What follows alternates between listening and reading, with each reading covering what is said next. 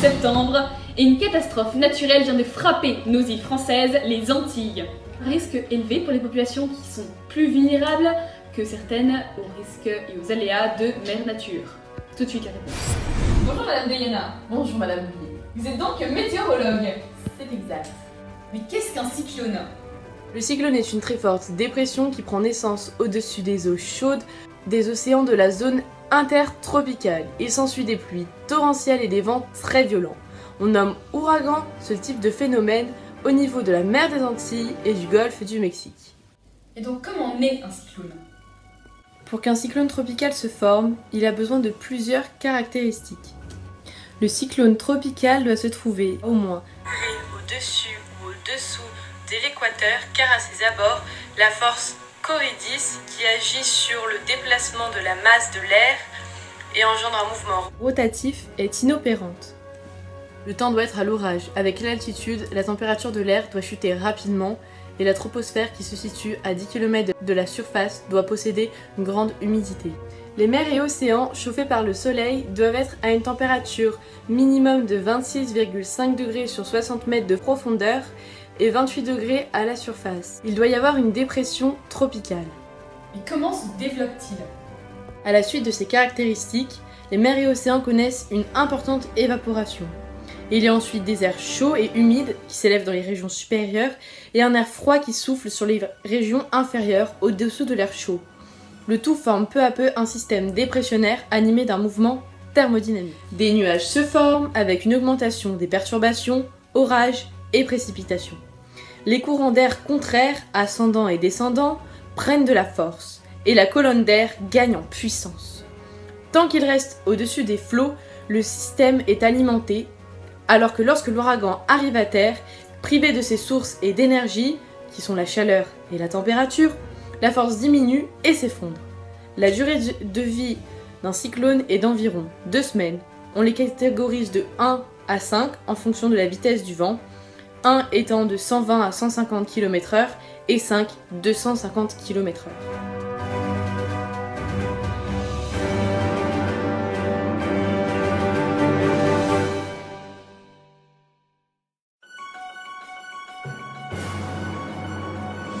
Le cyclone se forme le mercredi 6 septembre à 6 h à l'est de Saint-Martin et Saint-Barthélemy. À 12 h, il touchera les îles françaises. Puis le jeudi 7 à minuit, il sera au nord de Porto Rico. Le jeudi 7 à 12 h, il sera au nord de la République dominicaine. À minuit, il se situera entre Haïti et la République dominicaine le vendredi 8 septembre. Il se situera au nord de Cuba le samedi 9 septembre à minuit et il atteindra la Floride le dimanche 10 septembre à 22 h.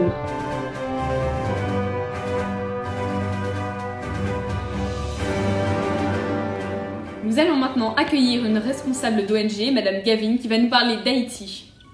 Bonjour à tous, je suis une représentante de l'ONG, comme ma camarade Madame Bouillet a pu vous le dire.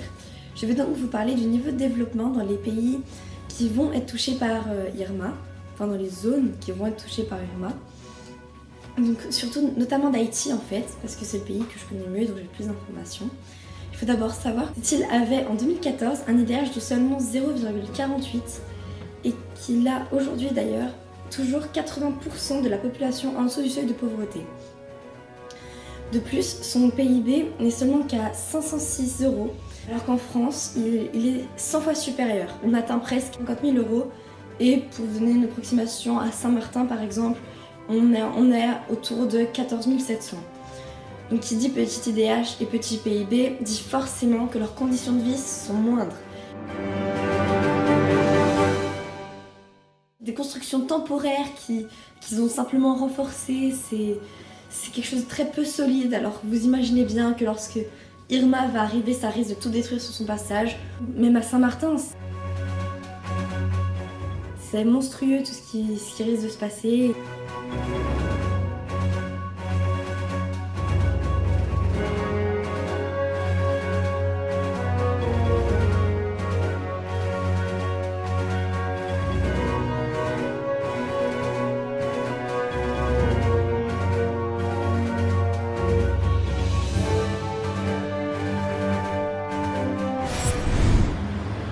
secouristes, nous apprenons à la population à se protéger, notamment sur le plan matériel. Le fait d'avoir des vitres anticyclones, des toits anticyclones, d'éviter de laisser des objets dehors pour éviter qu'ils ne volent et qu'ils ne blessent des gens, de s'allonger sur le sol, d'avoir des vivres, l'eau, du matériel, donc dans une petite valise de secours, tous ces gestes qui peuvent sauver des vies. Les populations parties, elles ne possèdent ni logement, ni travail, ni bien même école pour leurs enfants. Cette situation est très complexe, des amis ou de la famille les hébergent, mais elle reste tout de même très fragile et très instable. À Saint-Martin et Saint-Barthélemy, 7000 personnes sont déjà parties vers la Guadeloupe, les pays étrangers ou la France métropolitaine.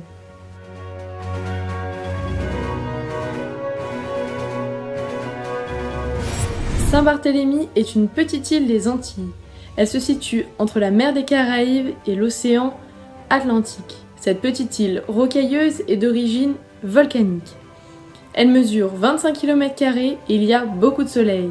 En effet, la température est entre 22 et 30 degrés. 7000 habitants peuplent la capitale qui se nomme Gustavia. Notre envoyé spécial, Madame Garcin, sur les lieux.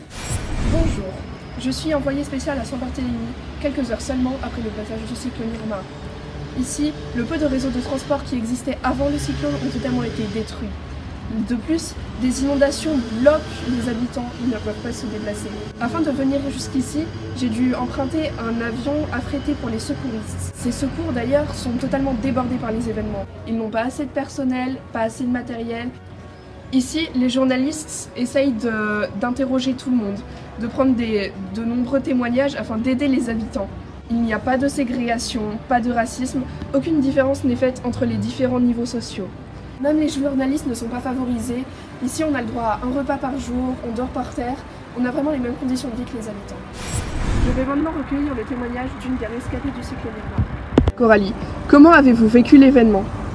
Eh ben, assez mal en fait. Ce qui s'est passé, c'est qu'à l'arrivée dès que j'ai été au courant de l'arrivée du cyclone, on est parti dans une de nos maisons qui était située dans les hauteurs. C'était la véranda, les murs, tout était anticyclonique. Et on s'est bien vite rendu compte que le plus dangereux dans ce genre de cas, même si on est habitué au cyclone, c'était pas les vents, c'était juste les débris qui volaient, qui cassaient tout. Tout était détruit. Là, on nous a ramenés dans des endroits plus sûrs après. Et comment envisagez-vous le futur? Ça, c'est un peu compliqué. J'ai tout perdu en fait. Dans cette catastrophe, on a plus de maison, notre famille, elle est pas détruite, on est tous en vie. Pour le métier, on va déjà s'occuper de rétablir de notre santé et après on verra. Dès qu'on aura les moyens, on partira de Saint-Barthélemy parce que rester, on va juste dire crever la prochaine fois qu'il y aura un cyclone. Donc on va retourner en métropole, puis loin des risques de cyclone.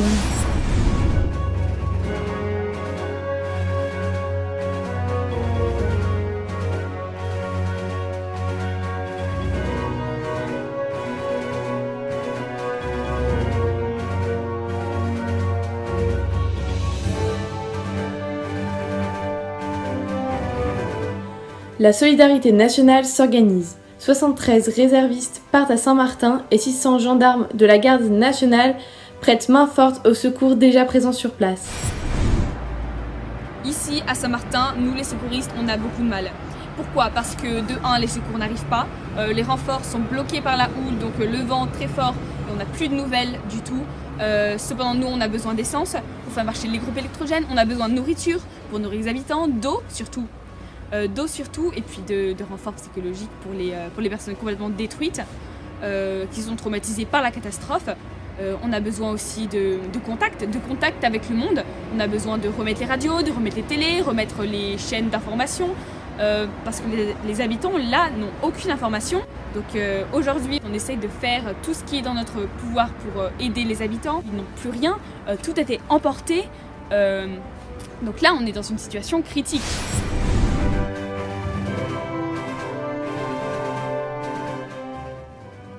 Bonjour, en tant que présidente du conseil exécutif de Saint-Martin, je peux vous affirmer aujourd'hui que 95% de notre île ont été détruites. Aujourd'hui, on fait face à un paysage apocalyptique, on ne se sent vraiment plus chez nous. De plus, une dizaine de morts, plus d'une vingtaine de blessés graves sont à déplorer à Saint-Martin. Il n'y a plus de logement, plus d'eau potable, plus d'électricité, plus de travail. Aujourd'hui, l'enjeu dans notre île va être de reconstruire le réseau de commandement, de rétablir les réseaux de communication, de rétablir les aéroports et de faire un diagnostic de l'état de nos hôpitaux.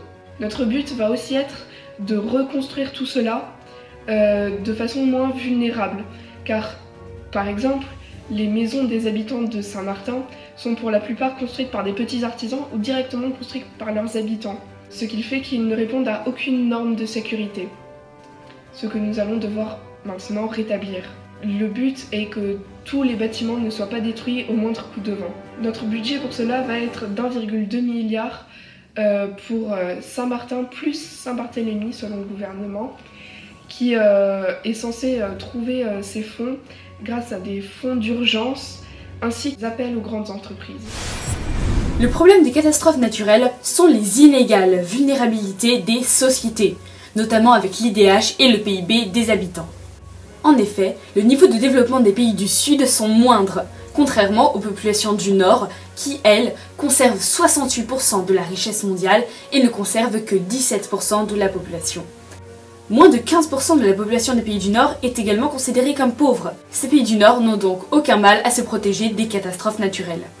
Au Sud, donc, avec les îles comme les Antilles, même si elles font partie de la France, donc qui est un pays métropolisé et vraiment très avancé, ces populations n'ont pas accès à la prévention. La gestion du risque est désordonnée et l'urbanisation est faible. La protection des sociétés est quasi inexistante et l'aménagement du territoire est lent ou inaccessible. Les populations pauvres sont plus vulnérables que les populations riches. Pourquoi ? Parce que sur les 28 pays plus en danger, 22 sont les plus pauvres. Leur vulnérabilité est renforcée par les facteurs techniques et politiques, les constructions sont inadaptées, les moyens de communication sont peu développés et mal organisés. Les structures de l'État sont souvent défaillantes, les pays riches sont bien mieux équipés et mieux préparés surtout. La sécurité de leurs habitants fait partie de leur politique. Cependant, les quartiers pauvres des villes du Nord sont toujours les plus vulnérables en cas de catastrophe.